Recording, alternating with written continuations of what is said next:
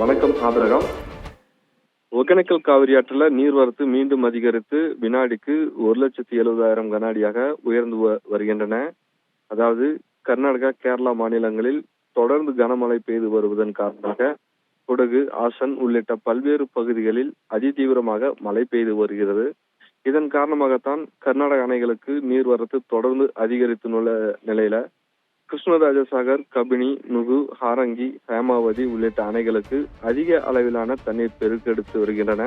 இதனால் கபினி, கிருஷ்ணராஜசாகர் உள்ளிட்ட அணைகளுக்கு வரும் நீர்வரத்து அப்படியே வெளியேற்றப்பட்டு வருகிறது கர்நாடக அரசு. நேற்று மாலை நேரத்தில் கூட கபினி, கிருஷ்ணராஜசாகர் ஆகிய இரு அணைகளில் இருந்து வினாடிக்கு 2,30,000 கன அடி உபரி நீர் வெளியேற்றப்பட்டன. கர்நாடகா அணைகளில் இருந்து வெளியேற்றப்பட்ட இந்த உபரி நீர் தற்போது தமிழக எல்லை பகுதியான பிலிகுண்டூருக்கு வந்துள்ளன. நேற்று காலை நேரத்தில் வினாடிக்கு 1,00,000 கன அடியாக வந்து கொண்டிருந்த நீர்வரத்து படிப்படியாக அதிகரித்து தற்போது நிலவரப்படி வினாடிக்கு 1,70,000 கன அடியாக பிலிகுண்டூரில் உயர்ந்து உள்ளன.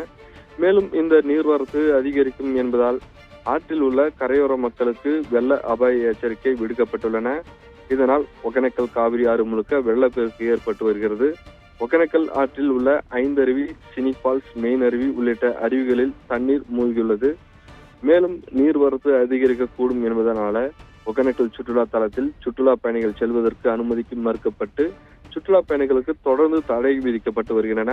இந்த வெள்ளப்பெருக்கால் ஒகேனக்கல் காவிரி ஆற்றில் பரிசல் இயக்கும் அருவி மற்றும் ஆற்றுப் பகுதிகளில் சுற்றுலா பயணிகள், பொதுமக்கள் குளிப்பதற்கு தொடர்ந்து தடை விதிக்கப்பட்டுள்ளது. ஆபிரகாம்.